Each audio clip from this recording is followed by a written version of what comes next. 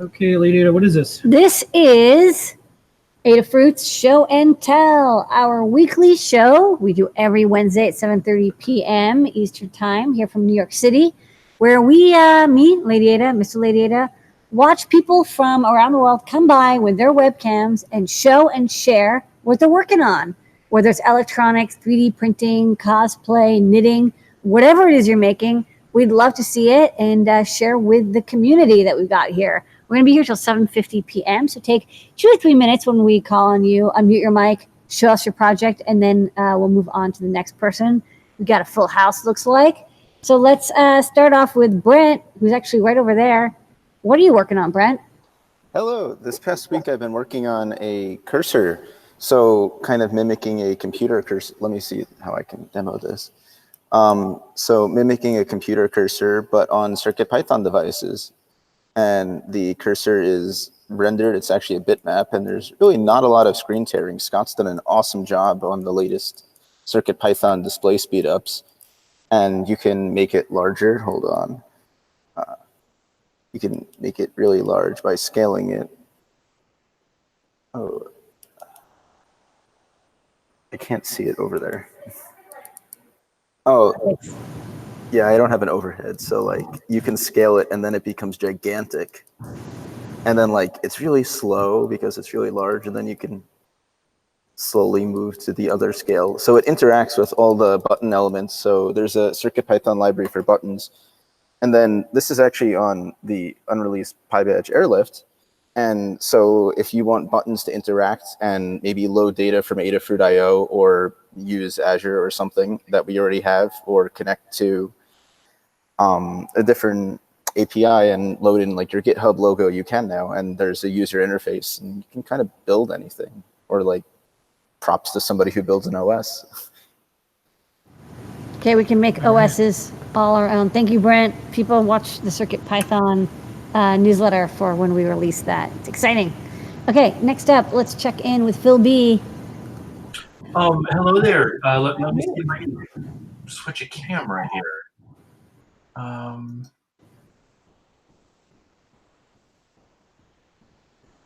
There we go. Yay. Does that work? Okay, good. Hey, this guide finally went live. I showed this off last week or something, but I've been fixated on the speak and spell for some reason. This is totally nothing practical. It's just, you know, it's a nostalgia thing. IDL. But on the Trellis M4, we have a very, very good reproduction of the speak and spell voice running. It's spot on. Spell ready.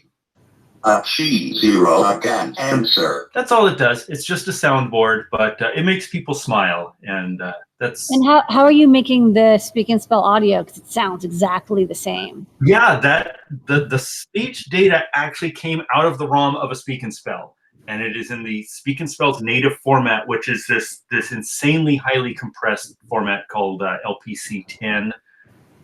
It like even MP3 is like bloated by comparison. The trade-off there is, you know, it's very optimized towards speech and not even great sounding speech, but it's kind of at the threshold of recognizable. Yeah. And all that data is just in the Arduino sketch. You know, we have so much memory now, it's easy to do that sort of thing. Whereas then it was, you know, packing all that in there was pretty magical at the time. Okay, well, people are saying that this is making them smile. I hope so. They remember their speaking stuff when they were a kid. And yeah, you go into the history of it. The guide's really cool, so people check that out. Shoulder serious. Good. You just like walk around cons and just like play, you know, the speak and spell. Now you can. No, I know this is great for speak and spell cosplay. You're totally. Yeah, I wish, you know, because it's a fixed vocabulary, it's like I can't say it's even useful for like assistive stuff because it's such a fixed subset. And like I say, it's just for fun and smiles.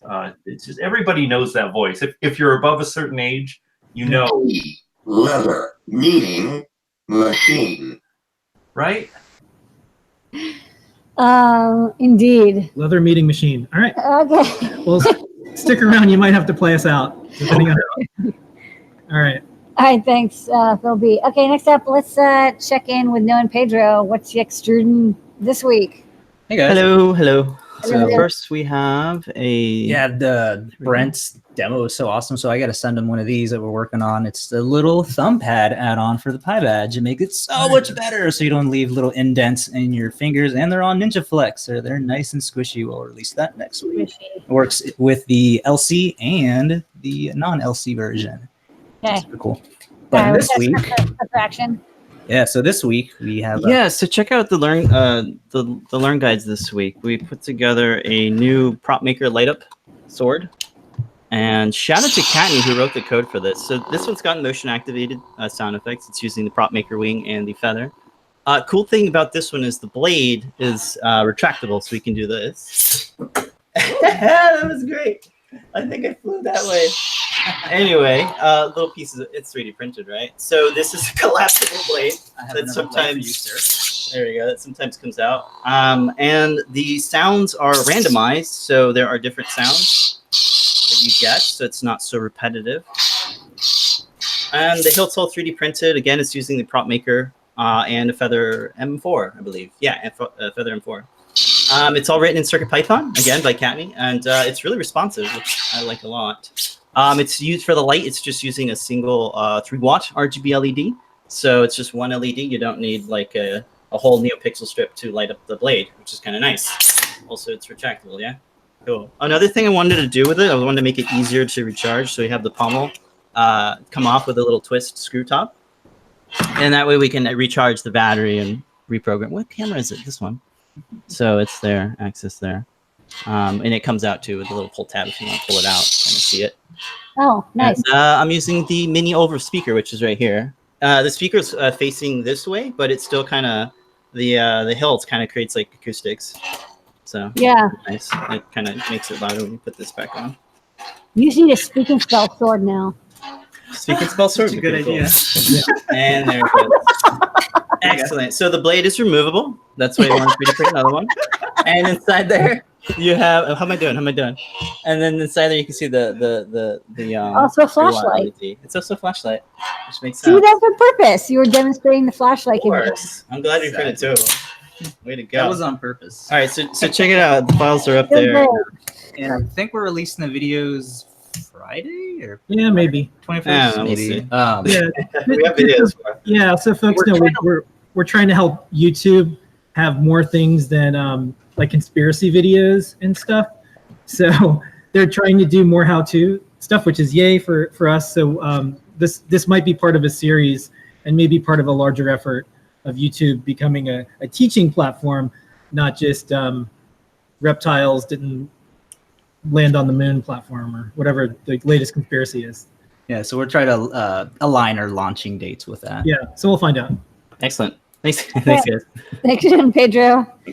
And their magical prop sword. Okay, next up, let's see what's going on with Maker Melissa. Hi. Okay. Hello.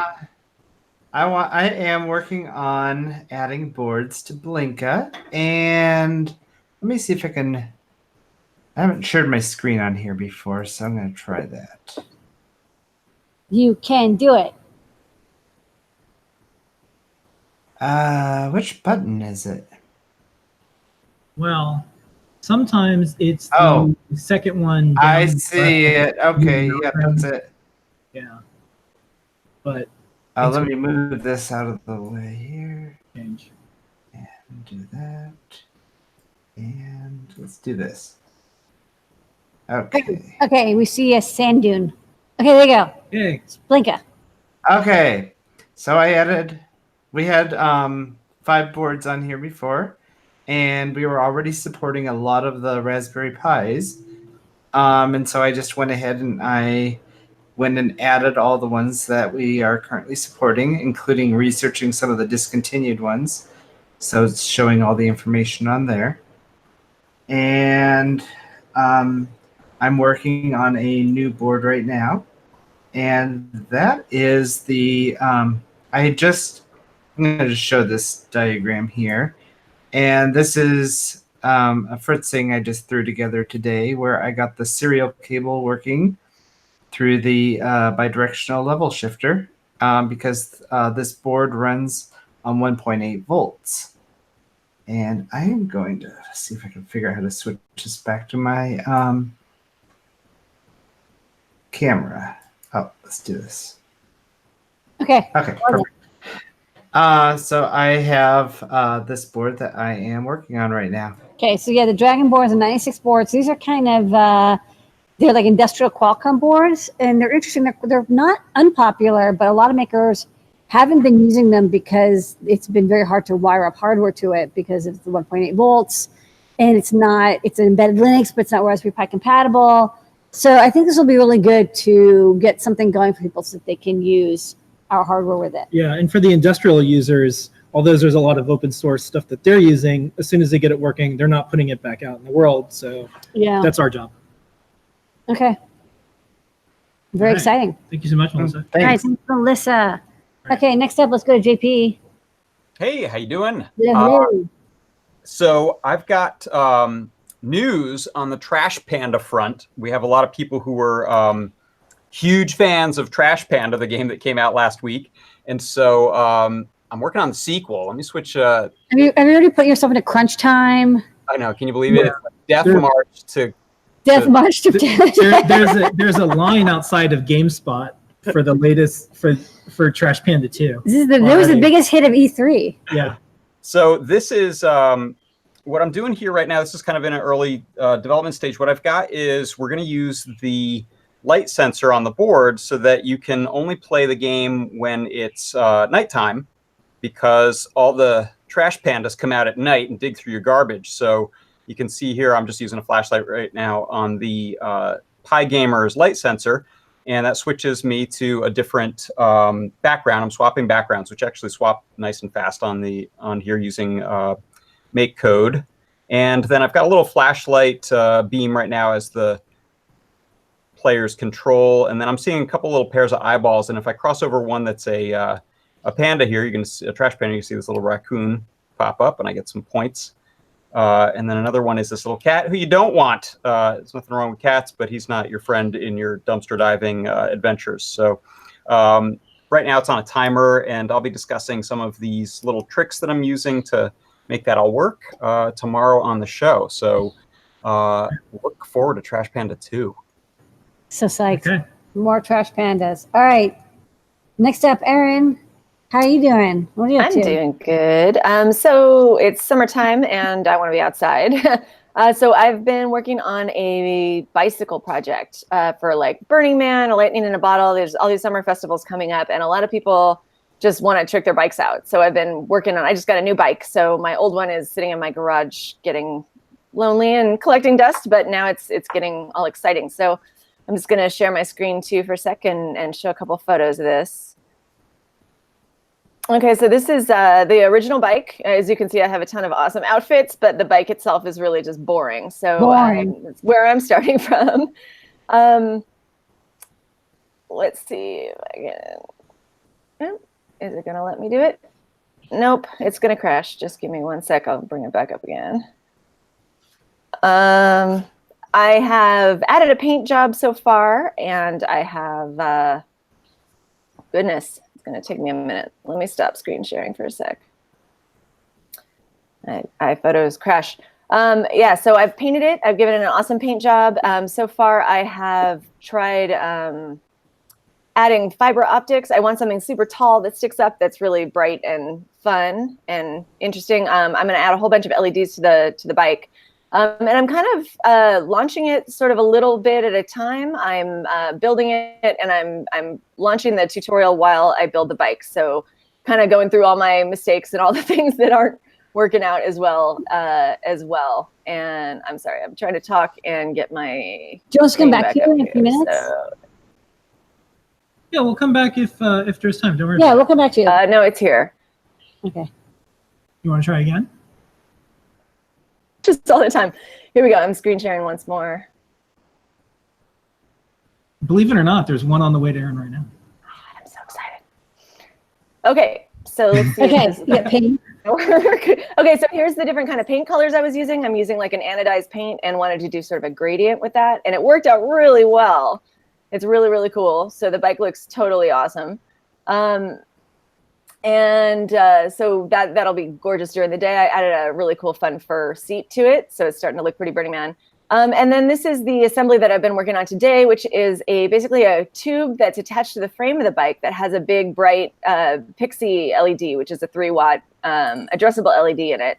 And then I'd slipped a giant fiber optic tube into it so that there's like a big bunch of fiber optics and everything, a dangling cloud that will follow me around. But the cool thing is that can just pull out, so I can put it on the back of my car or whatever and not have to worry about it getting tangled up.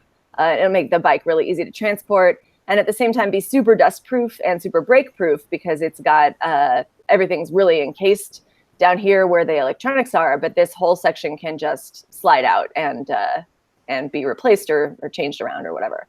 So that's kind of how far I've got with it so far. I'm going to add more lights and do a bunch of neat stuff and keep on posting about it. So Yeah, I know people, now is the perfect time to if you're going to a festival and you want to get your bike ready, start now. Don't wait till August 2nd. That's too late. Start in mid-June because then you have plenty of time and you can experiment and you can make it really rugged and get it shipped out. And so follow along with Erin on her bicycle travels in her garage. in my garage. Okay, next up. We'll go to all right, Bill, and then we'll go to Zen, and then Orlando. Okay, Bill, welcome back.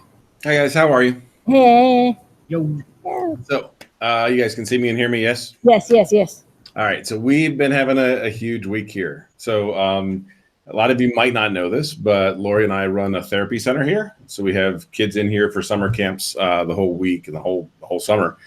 And when I first saw the pyportal, I was, of course, it's impressive, but I was like, that's a speech device. That's the first thing I thought was everything I need to make a speech device is on that board. And we started talking about the camps we were going to have, and we have one this week, which is communication camp. Kids who use AAC devices are here. Kids who might need AAC devices, but we're not sure. And then we have a whole bunch of other kids who are just here for camp. And I made a statement that said, I think everybody in the camp should have a speech device. And that turned into an unbelievable amount of work for me. But let me show you where we are, because it's kind of cool. So hopefully that's my overhead. Wow. All right. So look, and I know it's Pride Month. I know all rainbows, but great. So we made speech devices out of the pyportal. So let me get the mic over here so you can hear. And these are not good speech devices. So anybody who's looking at it and thinks, oh, that's nothing like a PRC or a Toby, I get it, right? But what these do is they give the kids the core words. They give them the words that we use 80% of the time. So that if they want to say, I don't like it, I want something different, all the things that we can say without really having any good nouns are in here. So as you watch it, you can say, I don't like it. So whoops. Like. All right. So as you say each word, it says it. Hopefully you guys could hear that. I'm not sure if you could. Yeah. So this is basically, it's got the 36 words from Project Core, which is a project out of the University of North Carolina. And then it's got a setup here for the Hokey Pokey and Duck Duck Goose on the last page, just for some fun stuff here. But it is, it works. It works great. And we can change the boards without having to reprogram it. And it's really cool. So I want to show you a couple things. I'll show you the inside of one if you're good with that. Yeah, sure. Yep. So here's your. I could get through most days with one of these. Yeah. So, and the neat thing is the battery lasts forever. I've left them running for 3 days and it still worked. It's awesome. So inside, I originally had a snap fit case, and I learned that the kids they are not stopped by a snap fit case. So the inside of this is pretty straightforward. It is a pyportal with Noe+Pedro's trick of using the output as input here to get power and ground in, or maybe that's Lamore's trick. I'm not sure. No, it's not a trick. It's on purpose. It's like it's exposed. There you go. it certainly works. So it's got a big old 2,500 milliamp hour battery, a little oval speaker, and power. And then what's interesting is that the actual code is all that I had to write, and it's all in CircuitPython. It basically uses your button code plus a bunch of code to take the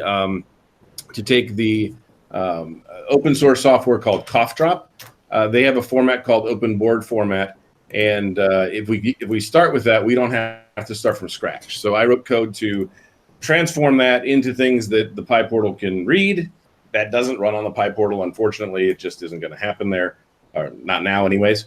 And so I transform them, and we can load those in there. I do. If you will give me 2 seconds, I want to show you the kids. I did get permission to share some pictures.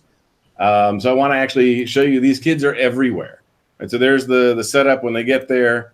Kids are laying around with the devices. They're working hard with the devices. We've got and I do have this video. It's great here. So we let them take these outside because they cost $80, right? They're not $8,000 devices. They are something that we can make for $75 or $80 and let them run around on the camp and run them down the slide and run around like crazy people, having a ball and using these when they need to or just to have fun. And I will tell you that my favorite thing about it actually is there's a little girl that actually does use, let me go back to my screen, my camera, does actually use, not that, there you go. Sorry. Oh, stop sharing. That's what it's, sorry. There you go. Infinity. Yeah, sorry. There's a little girl who uses an AAC device here and hates it and it's work and she can't stand it until everybody else in the place had one. And then all of a sudden it was awesome, right? It's so also, if it's so inexpensive, you can give it to the kids who don't need it, and then they show that it's not something that you have to be ashamed of or it's weird to use. Because I'm like, this looks cool. I would like that. Phil said, like, it would be neat to have one of these, and you just play. It's like the speak and spell, but with words. You're making sentences up. That's a fun game. And it's something where it's a concept. It's a flood the zone concept. It's basically, look, let's just make it so everybody has them, right? The kids who need them use them. The kids who don't play with them. But it is no longer this weird thing that one kid has. And there are a lot of kids who don't need them to speak, but will use them when they're having a meltdown. That will use them when they've lost the control a little bit, and it's great to have them around. So we use 7 of these.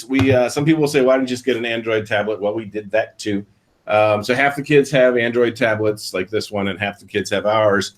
I will tell you that ours are much more awesome. They're one purpose. They can't be turned into a YouTube player. They are bulletproof. And so I am thrilled with these. So thank you for making it. I will tell you, the minute I saw it, I said, that's a speech device. Yeah. That's cool. That's why I made it such a big screen. I want to make it easy to press. So it's a good thing. I've got the biggest screen you could basically get at 320 by 240, but it's a good project. All right. Thanks for sharing, Bill. All right. And as usual, Bill, send me anything and we'll get it up on the blog as well. Yeah, I will. Absolutely. It's probably going to be next week because I want to actually finish this week of the camp. Okay, cool. Thanks so much. All right, next up, we're going to go to Zen and then Orlando. If you can each keep it to like a minute and a half and get to everybody. Can you hear me? Yeah. Okay. I can't see me, but I guess that's... I see you. You're fine. Oh, okay. So another Goodwill find, which we made into the Rubbington Lincoln hat that then has capacitive sense. I'm really loving the Gemma M0 because it's just has so many uses for simple projects. I could change. It actually looks well. You know how it's great. No, it's rainbow. It's like, what is it, like rainbow magnets? What are those? I know. It's whatever it needs to be. I don't know. I like it. It's like Space Lincoln. I'm digging it. Yeah. And so it just changes based on, hitting the button every time, the capacitive touch thing. And that's pretty much it. It's just a strange thing. Well, it looks like a great strange thing. I'm digging it. The only thing it's missing is a show and tell sticker. So email us. There you go. Show and tell sticker for the site. I can't wait for the final and in the end of in August you're gonna come by and you're gonna have all of these costumes on and you're gonna be like, they all wearing my coconut bra with my hat and like string pulling music. living in Asheville, we have plenty of festivals and places to wear these, and I don't know. You're doing a better job than Austin at keeping it weird. I gotta say. we're in competition. So Good. Good Okay. weirdness. All right, thanks, Zen. Orlando, thanks. Orlando, you are here, but your camera is not on. Yeah, I'm going to share my screen. Okay, share your screen. Okay. So this week I started doing what we call a milestone project. So essentially teaching skills to what will be freshman engineering students. So they don't know a lot of the technical stuff yet, but can we still teach them basic electronics or basic engineering skills that will be useful. So I'm tasked with teaching students some basic circuit things that we're going to do some PCB designing. So I've showed some of these instructables before, but this week I'm testing some of my past instructables on a few different students just to see how they like it. So this is a good night light, so it's a light responsive circuit. So when it gets dark, it turns on an LDR. And you can see it only has a few components, an op amp, an LED, 4 resistors or so, and a light dependent resistor. And another thing the students learn is also a blinking circuit. So basically taking the principles of simple control using op amps and then using a comparator to compare two voltages, and then doing a little timed delay thing with a few capacitors to make some sort of interesting art or something, so to speak. So the students I'm testing with this on this week are actually junior mechanical engineers. So it's really, really cool to see students like that really enjoy it, even though they're somewhat advanced already, even though this is intended for freshmen. So tomorrow we start doing printed circuit board designing. So people will turn basically their good night light, their light responsive circuit, or even the blinky circuit into an actual PCB. So they'll actually learn the skill of circuit board designing, which they may not know, particularly in a freshman class. That's pretty cool. That's what I'm working on this week. This summer camp is great. All right, well, thanks, everybody. Okay, that's show and tell this week. Thank you, everyone. We're here every week, 7:30 p.m. Eastern Time. Thank you for making this the best half an hour of our week and our lives every single week. That one Thank you, weirdest. Zen, Philby, Orlando, Noe, Pedro, Melissa, JP, Erin, Brent, and Bill in the sandbox. Phil B, can you play us out with some speak and spell? Say it. Wonder Woman. 5, 6, 7, 8. E, F, G, H. That's perfect. That's pretty weird.